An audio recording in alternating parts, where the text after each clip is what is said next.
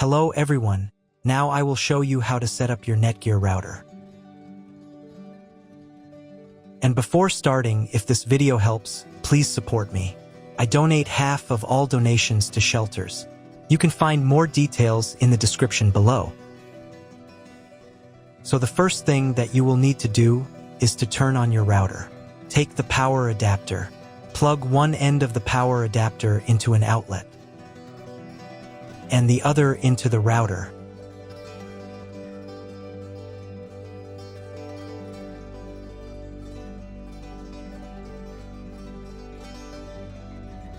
Then press the power button.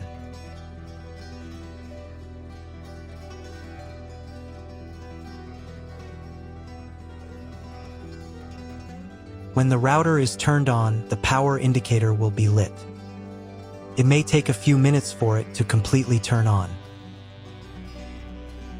Next, plug the cable from your internet service provider or from your modem into a special internet port. This port is usually labeled as internet, and usually it has a different color. Each cable should be inserted until it snaps into place. Now you need to restore the router to its factory settings. Hold down the reset button on the router for 10 seconds. Wait until the indicator lights on the router start flashing. At times, this button is found inside the router casing to prevent it from being pressed by mistake. In this case, use a slim object to press it down.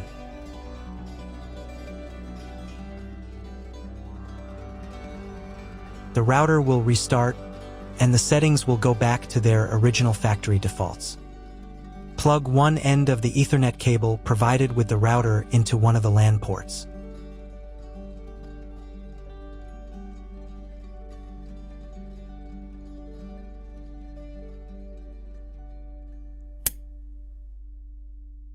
And plug the other end of the cable into your computer's Ethernet port.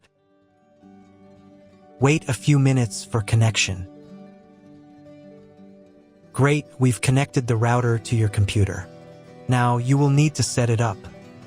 But first, let me show you another way to connect the router if you do not have an Ethernet cable or your computer does not have an Ethernet port.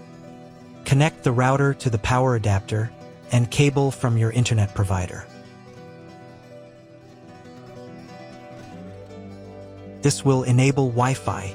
If your router is new and hasn't been set up, your Wi-Fi network will be named after the router.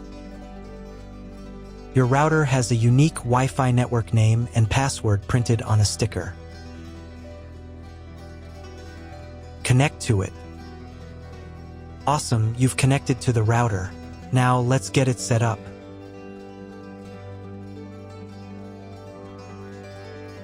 First, open your web browser and visit the URL you see on the screen. Use the URL bar instead of the search bar. Then click here.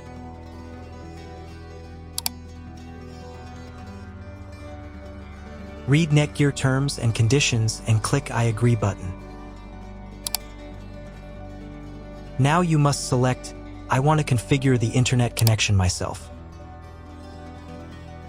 And click Next button. And then click OK.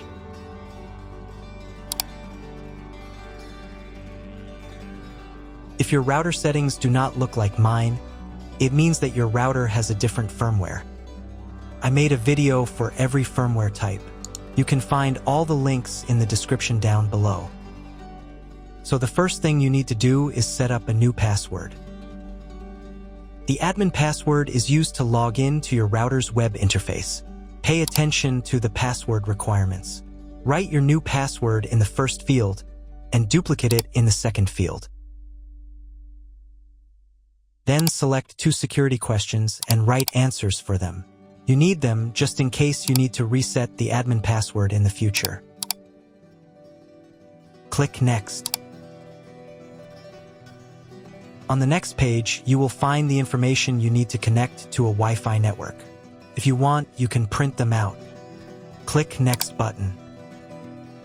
If the router has not been updated for a long time, the next page may automatically start the firmware update process.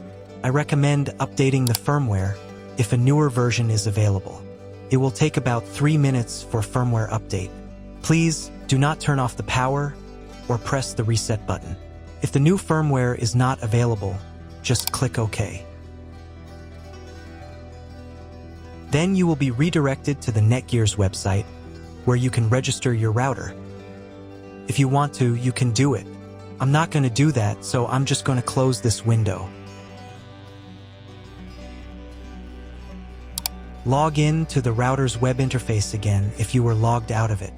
Enter the standard username admin and password that you created a few minutes ago. Press Sign In button. In the top right corner, you can change the language of the router's website interface. To get the internet, go to Advanced.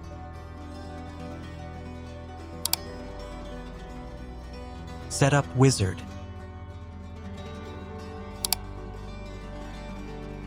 Press No, I want to configure the router myself.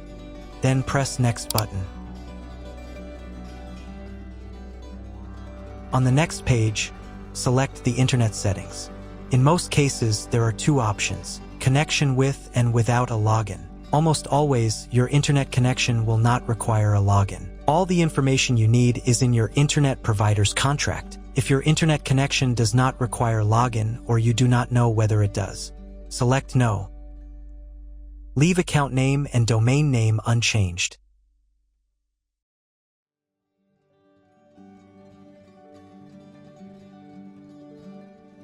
Then in Internet IP address section, choose Get Dynamically from ISP. In the DNS section, select Get Automatically from ISP as well. If your internet service provider only allows access to a specific MAC address, you must copy the MAC address of the main computer. If you are unsure of these settings, choose Use Default MAC Address. Check again that your settings are the same as mine. And click Apply.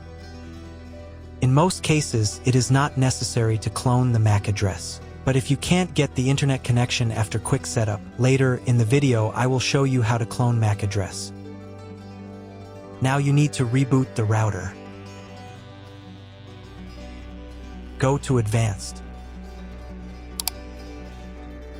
Advanced Home. Click on the Reboot button. And click OK. After the reboot, wait a few minutes and try to Google something. If it doesn't work, check all the cables. They must be connected correctly. Then log into the router control panel again.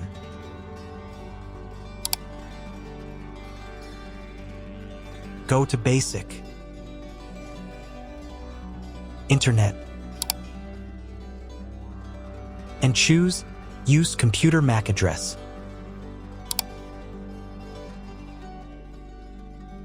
Click Apply button. And then reboot router again.